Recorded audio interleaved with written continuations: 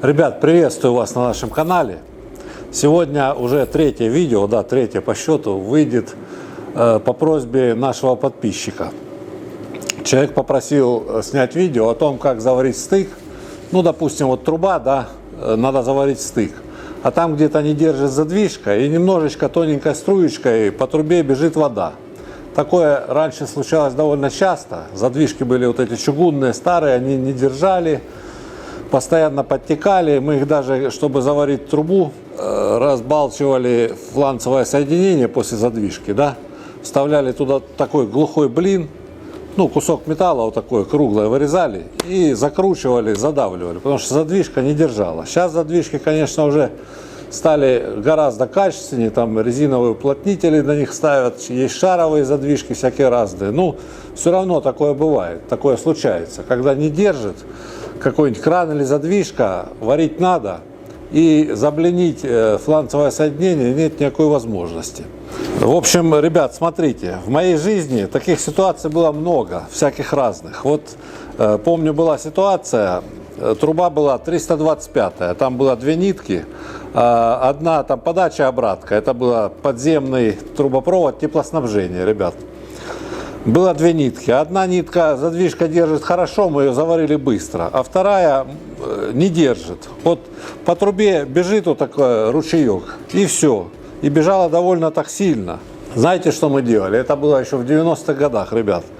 Мы врезали в эту трассу задвижки, и вот надо было заварить операционный стык, потому что под низ никак не залезть. Мы вырезали окно, вот здесь был стык. И вот вода бежит и бежит, и бежит, и бежит. Мы, знаете, что делали? Там была гора песка, труба большая, это 108-я, а то была 325-я. И вот лопату песка берет мужик, слесарь, и вот сюда его лопату песка раз, насыпает, и пока песок впитывает воду в себя, быстренько электродиком вот это нижнюю часть трубы, раз, пробегаем, времени достаточно, хватает, чтобы заварить вот нижнюю часть трубы. И все, когда уже песок впитал, вода опять пошла, а низ уже у нас заварен, ребят. И отсюда уже погнали, сюда вверх, сюда, и вот так варили. Бывали ситуации, когда труба в самой нижней точке, и чтобы заварить, вырезали окно, то есть с нее воду никак не слить, ребят.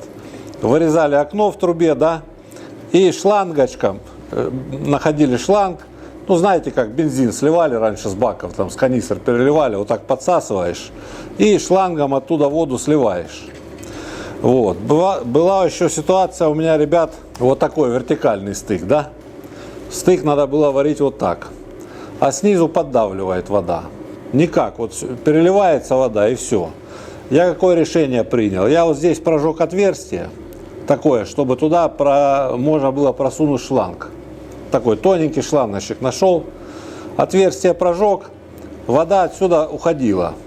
Я этот стык быстренько заварил, туда засунул шлангочку и через шланг слил воду, чтобы ниже этого отверстия вода ушла. Быстренько шланг вытащил и быстренько это отверстие я заварил. Всякими способами приходится выходить из этих ситуаций. Сегодня мы, ребят, ситуация у нас будет вот такая. Вот такой стык. Тут самое главное, ребят, когда вы понимаете, что у вас внизу трубы будет постоянно сочиться вода, стык должен быть подогнан идеально, то есть ровный срез и здесь, чтобы не было никаких зазоров, понимаете? Вот видите, подогнали, чтобы зазора не было, потому что если будет зазор, заварить будет очень сложно. Через зазор эта вода будет литься ручьем, и это очень сложно будет заварить, поэтому подгонять надо идеально. Давайте я, ребятки, сейчас прихвачу, мы это все соберем и начнем варить.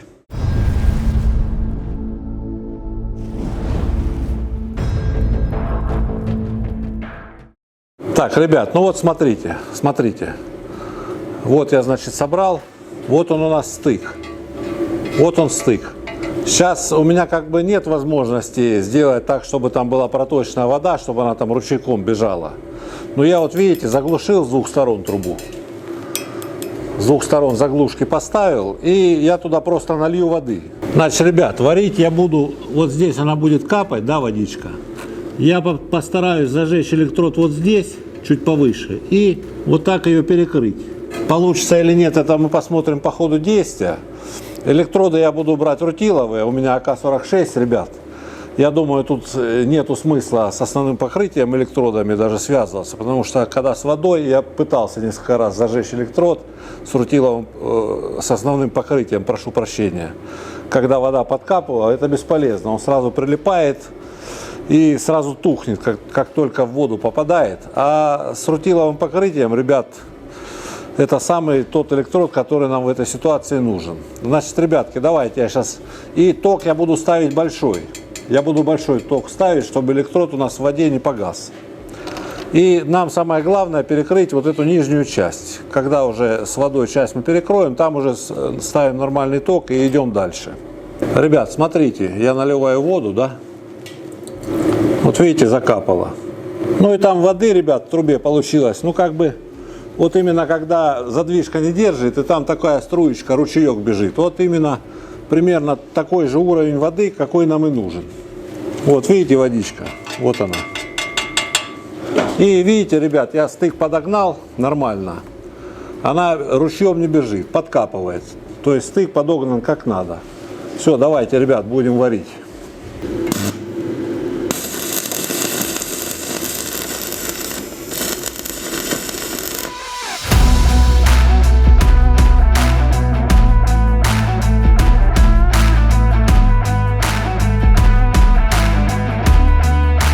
Так, ребят, вот смотрите, у меня с первого раза вышло.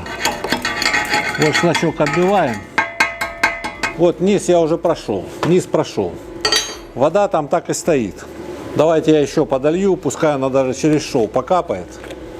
Вот я налил туда еще воды, ребят. Вот видите, помокрело. Вот смотрите, видите, сколько там воды. Давайте я еще даже налью. Тут главное, когда вода в трубе, ребят, ток побольше ставим, чтобы электрод у нас не тух. И он отлично все это дело варит. Вот, ребята, смотрите, видите, капля. Сейчас я начну варить, она начнет кипеть там. Тут главное зажечь электрод.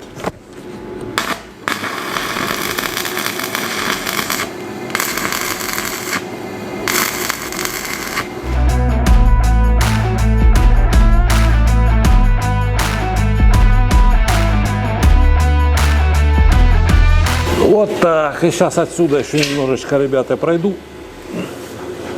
Здесь тоже стык еще мокрый.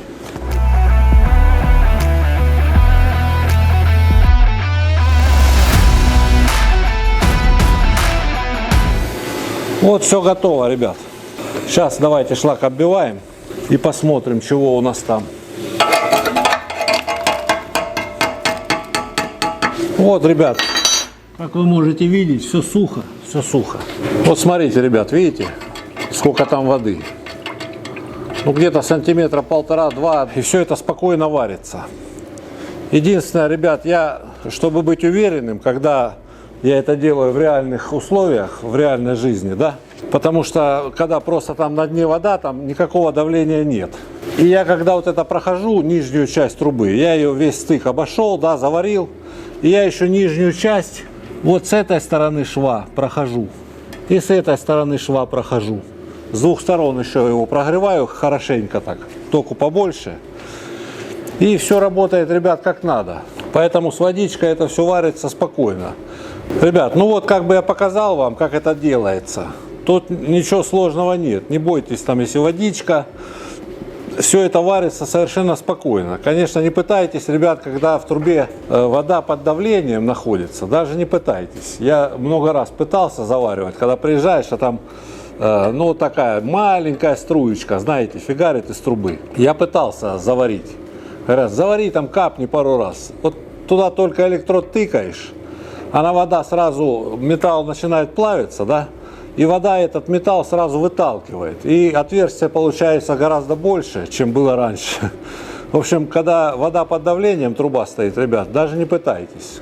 Надо сбросить давление, чтобы, если там просто в трубе вода, варить можно спокойно, но давление нельзя. Лучше не надо, потому что если, не дай бог, вот представляете, вы в квартиру приезжаете, у человека квартира, и такая тоненькая струечка, он говорит, завари. Ни в коем случае не варить, ни в коем случае, потому что электрод тыкнете, металл выбьет, и будет отверстие с электрод, Представляете, в квартиру начнет заливать давлением вода. Поэтому обязательно скажите, я варить не буду, пока вы не перекроете стояк, не сбросите давление, тогда только поварим. Ну вот, ребят, как бы рассказал, что я знаю, что мог вам показать, рассказать. Надеюсь, вам было это, ребят, интересно. Подписывайтесь обязательно на канал, пишите комментарии, будем всем отвечать. И до встречи в следующих видео. Всем пока!